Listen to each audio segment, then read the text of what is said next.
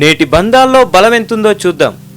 ప్రపంచంలో ఆడదే కరువైనట్టు ఏరికోరి చేసుకున్నాను ఈవిడే గారిని, ఇది భార్య కాదు బ్రహ్మరాక్షసి అని ఒక భర్త ఆవేదన. ఏ జన్మలో ఏం పాపం చేశాను, ఈ జన్మలో వీడికి భార్యనయ్యాను. ఓ ముద్ద ముచ్చట, వీడు మనిషి కాదు వ్యసనాలకు చిరునామా, వీడికన్నా జంతువులు నయం అని ఒక భార్య ఆవేదన.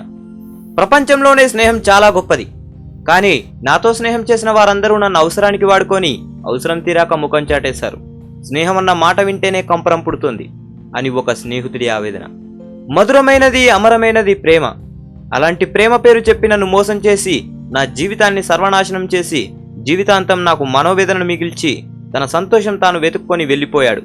నిజమైన ప్రేమకు ఈ లోకంలో విలువలేదు అని ఒక ప్రేమికురాలి ఒక ప్రేమికుడి ఆవేదన.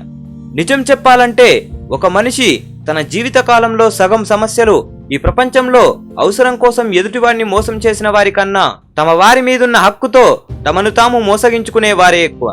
ఇద్దరు వ్యక్తులు, భార్య భర్తలు, ప్రేమికులు, స్నేహితులు కలిసి జీవనం సాగించాలంటే ముందుగా వారి మధ్య ఉండాల్సింది నమ్మకం. నేడు ఎంతమంది భార్య భర్తల్లో, స్నేహితుల్లో, ప్రేమికుల్లో తమ వారిని పూర్తిగా నమ్ముతున్నారు? మనం చదువు ద్వారా సంపాదించిన జ్ఞానం, స్వతహాగా ఉన్న తెలివితేటలు మనకేదైనా సమస్య వస్తే ఆ సమస్య నుండి బయటపడడానికి ఉపయోగపడాలి.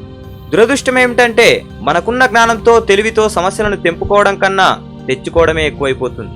ముక్కు మొహం తెలియని పరాయి వారు పలకరిస్తే ముఖంలో చాటంత చిరునవ్వు తెచ్చుకొని మరీ పలకరిస్తాం.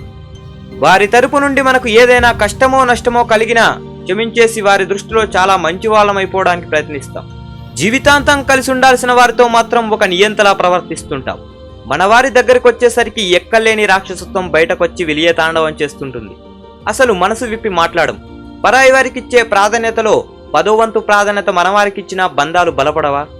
మనసు మెచ్చిన క్షణం నచ్చినోళ్ళు, మనసు నొచ్చిన క్షణం సచ్చినోళ్ళు అయిపోతుంటారు మనవాళ్ళు. ఇలా క్షణానికొకసారి మనసు మారిపోతుంటే బంధాలకు బీటలు వారవా? మనమొకరితో స్నేహం చేసేది, మనమొకరిని పెళ్లి చేసుకునేది, మనమొకరిని ప్రేమించేది పొద్దస్తమానం వారి తప్పులను ఎత్తు చూపుతూ కించపరచడానిక? పొద్దస్తమానం వారి పొరపాట్లను వేలెట్టి చూపడానిక? పొద్దస్తమానం శత్రువుల్లా పోట్లాడుకోవడానిక? ఎక్కడైతే హక్కుల ప్రస్తావన రాకుండా ఉంటుందో, ఎక్కడైతే చట్టాలు ప్రస్తావన లేకుండా ఉంటుందో, ఎక్కడైతే అహం తన విశ్వరూపాన్ని ప్రదర్శించకుండా ఉంటుందో, ఎక్కడైతే బలహీనతలను చూసి చూడని అవకాశం ఉంటుందో, ఎక్కడైతే అవసరానికి కాక ఆత్మీయతకు మాత్రమే చోటుంటుందో, ఎక్కడైతే చేసిన తప్పుకు క్షమాపణ అడిగే మన్నించే వీలుంటుందో, ఎక్కడైతే మాటా పట్టింపులకు ప్రాధాన్యత ఉండదో అక్కడ బంధాలు బలంగానే ఉంటాయి.